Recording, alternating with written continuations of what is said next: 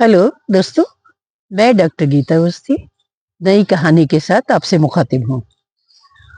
दोस्तों, अगर बेटी को माँ द्वारा सही हिदायतें दी जाए तो शायद बेटी अपने घर को बहुत अच्छा संवार सकेगी। इसी संदर्भ में इसी तथ्य से जुड़ी हुई कहानी प्रस्तुत है। कहानी का शीर्षक है हिदायत। हे भगवान, दोपहर के 3 बज गए हैं, अभी तक कुछ भी तैयारी नहीं हो पाई है। रात के खाने पर वो लोग आ रहे हैं, डबल टेंशन है। अच्छा खाना भी बनाना है और तितली को पसंद करने की चिंता भी लगी है। कल शाम को ही तो उनकी खबर आई थी कि हम लोग कल ही देखेंगे, फिर लड़का बेंगलोर चला जाएगा। लड़का बेंगलोर में प्राइवेट फर्म में इंजीनियर है। वो लड़की को खुद ही पसंद करेगा। अच्छा भी है, तितली भी खुद ही देख लेगी। आजकल दोनों एक दूसरे को देख ले, वही अच्छा है। तितली अभी शादी के मूड में नहीं थी। मुझसे कह रही थी कि कम से कम मुझे अपनी जिंदगी जीने दो, क्यों गृहस्थी में बांधे दे रही हो। मैं अपनी कुछ हॉबीज को पूरा करना चाहती हूँ।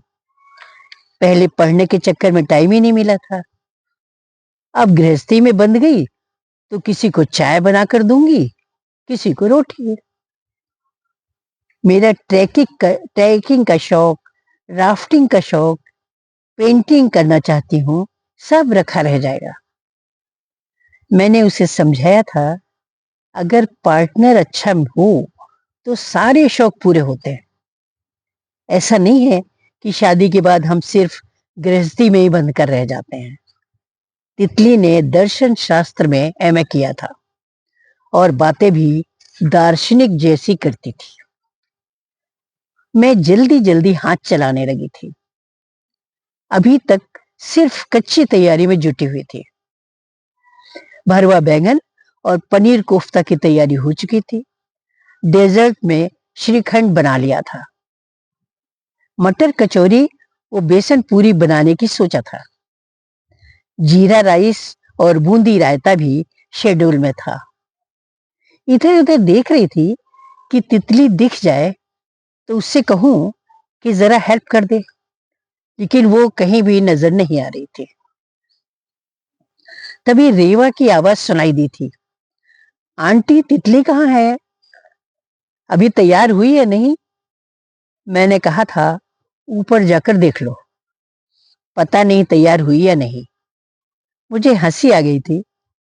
एक जमाना हमारा था, चुपचाप सिर ढक कर सामने आकर खड़े हो जाते थे। जो सवाल पूछे जाते थे उनका धीमी आवाज में जवाब दे दिया करते थे। और आजकल के बच्चे, बाप रे, पहले तो 10 तरह के नखरे कि ऐसा लड़का चाहिए, वैसा चाहिए, मैं भी जॉब करूंगी, संडे फ्री चाहिए, वगैरह वगैरह। देखो तितली क्या करती है। अभी तितली में बचपना बहुत है। बाहर गाड़ी की आवाज आई थी और मैं चौके से हाथ धोकर निकल आई थी। लड़का और लड़के की माँ दो ही लोग थे। चलो अच्छा है, भीड़ भाड़ नहीं लाए, नहीं तो बातचीत अच्छे से नहीं हो पाती। हम सब बैठ गए थे। मैं पानी लाने अंदर चली गई थी तो तितली के पापा ने कहा था कि आप लड़की को अच्छे से जांच परख लीजिए, देने लेने की हैसियत हमारी ज्यादा नहीं है। पानी के बाद मैंने टमाटर का सूप सर्व कर दिया था। लड़के की माँ विनीता जी बोली थी, आपकी बेटी भी किचन में काम तो करती होगी? मैंने हाँ में जवाब दिया था। साथ ही ये भी कह दिया था कि अभी परफेक्ट नहीं है, आप सिखा लेंगी तो सब सीख जाएगी। मन अंदर से कहीं डर रहा था। तितली तो अपनी ही दुनिया में खोई रहती है। दुनिया में कुछ और भी है करने को, इसका उसे ख्याल ही नहीं रहता।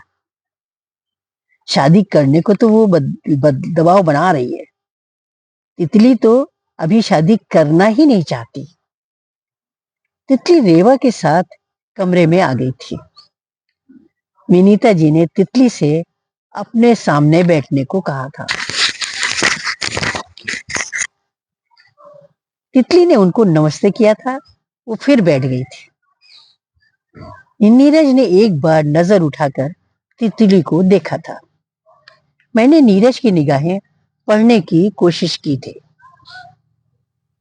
नीरज की आंखों की चमक में मुझे बता दिया था कि तितली ने उसे प्रभावित किया है। नीरज अपनी माँ के बगल में ही बैठा था। कुछ देर बाद विनीता जी तितली से उसकी पढ़ाई के बारे में बातचीत करती रही थी। फिर कुछ जनरल सवाल किए थे। बाद में विनीता जी ने नीरज से कहा था, नीरज, तुम तितली से बात करना चाहो तो कहीं अलग बैठकर बात कर सकते हो। तो नीरज ने कहा था, नहीं, मैं यही सबके सामने बात करना चाहता हूं। फिर उसने तितली से मुखातिब होकर कहा था, तितली जी, मेरी सिर्फ एक और एक ही मंशा है कि मेरी माँ की देखभाल अच्छी तरह होनी चाहिए। मेरी माँ हार्ट पेशेंट है। उन्हें 40 साल से डायबिटीज और ब्लड प्रेशर है। अनेकों छोटी मोटी बीमारियां और भी हैं। मैं चाहता हूं कि मेरी माँ को तकलीफ नहीं होनी चाहिए। भले ही मैं ब्रेकफास्ट और लंच ऑफिस की कैंटीन में ले लूं। अब आप अपनी मर्जी भी बता दीजिए ताकि परीक्षा के रिजल्ट जैसा इंतजार न करना पड़े। हाँ, मैं पहले ही बता देता हूं कि मुझे आप पसंद हैं। अब आप अपना निर्णय बता दीजिए। तितली जैसे सपने में खोई थी। अचानक बोल पड़ी थी, जी, मुझे भी ये रिश्ता पसंद है। उसके अचानक हाँ बोलने से मैं भी चौंक पड़ी थी। मुझे लग रहा था कि मुझे उसको समझाना पड़ेगा कि रिश्ता अच्छा है, हाँ कर दे, परंतु यहाँ तो पूरा पासा ही पलट गया था। तय ये हुआ था कि नीरज की माँ 2 दिन बाद शगुन कर देंगे।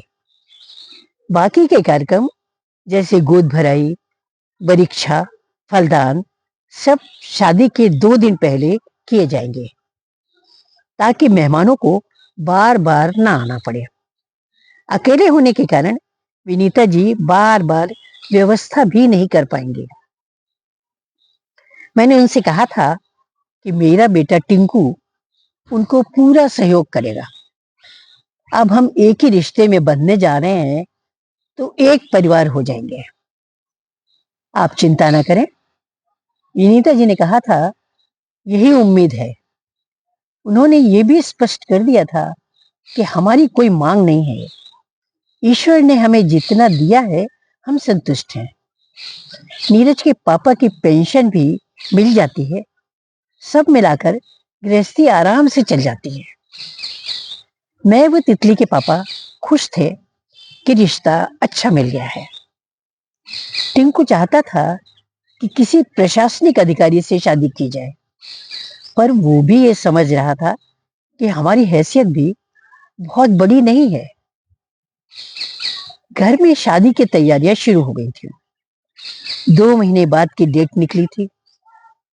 तितली को लेकर बार बार बाजार के चक्कर लगा रही थी ताकि साड़ियां वगैरह उसकी पसंद की ही ली जाए। ज्वेलरी तो मेरी रखी हुई थी, तितली ने उसे ही पसंद किया था। इधर मैं कुछ दिनों से नोटिस ले रही थी कि तितली बीच बीच में कुछ अनमनी सी हो जाती है। मैंने सोचा था कि शायद ये घर से अलग होने से पूर्व की उदासी थी, पर मन में चिंता भी हो रही थी कि कहीं कोई अलग मसला तो नहीं है। फिर मन खुद को समझाता था कि तितली ने खुद ही तो ये रिश्ता स्वीकार किया है। खैर, बड़ी धूमधाम से शादी हो गई थी। कोई भी अड़चन नहीं आई थी। तितली विदा हो गई थी और घर में छोड़ गई थी एक सूनापन। लड़की के जाने से घर बहुत सूना हो जाता है। लगता है अभी अपने कमरे से निकलेगी और किचन में आकर अपनी फरमाइश रखेगी। एक सप्ताह बाद नीरज की छुट्टियां खत्म हो रही थी और मैंने टिंकू को भेजकर तितली को बुलवा लिया था। तितली खुश थी, चारों तरफ चहकती फिरती थी, सहेलियों से घंटों फोन पर बात करती थी। लेकिन जब ससुराल जाने की बात आती थी तो चुप हो जाती थी। अगली छुट्टियों में नीरज घर आया था तो तितली को भी लिवा ले गया था। तितली नीरज को देखकर खुश थी। नीरज एक सप्ताह बाद चला गया था। तितली ने टिंकू को रोज फोन करना शुरू कर दिया था कि उसे लिवा ले जाए। टिंकू हम सब पर दबाव बना रखकर उसे लिवा लाया था। हमारा कहना था कि उसे ससुराल में रहना चाहिए था। समय निकालकर मैंने तितली से पूछा था कि वो सास के पास क्यों नहीं रहती। उन्हें एक साथी की जरूरत है, एक सेवा करने वाली बहू बेटी की जरूरत है। तितली ने बिफर कर कहा था, क्या मैंने कोई नर्स का कोर्स किया है? कभी उनके पैर में सूजन है तो गर्म पानी में नमक डालकर पैर भिगोना है, कभी पैर की मालिश तो कभी माथे पर बाम। दवाएं वक्त पर देनी है, ब्लड टेस्ट दिन में 2 बार तो बीपी दिन में 3 बार नापो। बीच बीच में कुछ खाने को दो ताकि उनका पेट खाली न रहे। पूरा का पूरा चार्ट बनाकर रखना पड़ता है। इससे अच्छा था कि मुझे नर्सिंग कोर्स ही कर लेना था। दर्शन शास्त्र की जरूरत कहीं पड़ती ही नहीं। मैंने उसे समझाया था कि बेटी, नारी जीवन का दर्शन यही है कि अपने परिवार को खुशियां दे। जैसी भी वे खुश रहें वही उसे करना चाहिए। तितली चुपचाप सुनती रही थी। उसने कोई प्रतिरोध नहीं किया था। अगले दिन ही सुबह सुबह नीरज का फोन आ गया था। तितली से उन्होंने टिंकू के साथ घर जाने को कहा था। माँ की तबीयत ज्यादा खराब करना था। उसने कहा था कि माँ की तबीयत बहुत खराब है, मैं यहां से निकल रहा हूं। तितली टिंकू के साथ ससुराल चली गई थी। लोकल होने के कारण अधिक समय नहीं लगा था। तितली के साथ मैंने टिंकू को भी वहीं रुकने की हिदायत दे दी थी कि कोई जरूरत पड़ सकती है। विनीता जी की तबीयत ज्यादा ही खराब थी। नीरज की फ्लाइट मौसम के कारण कैंसिल हो गई थी। वो ट्रेन से रवाना हुआ था। इस बीच तितली ने टिंकू की सहायता से सासू माँ को अस्पताल पहुंचाया था, क्योंकि प्रथम दृष्टया ही उसे लगा था कि हार्ट अटैक का मामला है। वो बराबर सासू माँ को सांत्वना देती रही थी, नीरज के आने की खबर भी देती रही थी। डॉक्टर ने इंजेक्शन दिया था, साथ ही ये भी बताया था कि अटैक आने के सीमित समय के अंदर इसे लगाना ही फायदेमंद होता है। उसने तितली से ये भी कहा था कि आप सही समय पर इन्हें अस्पताल लाई हैं।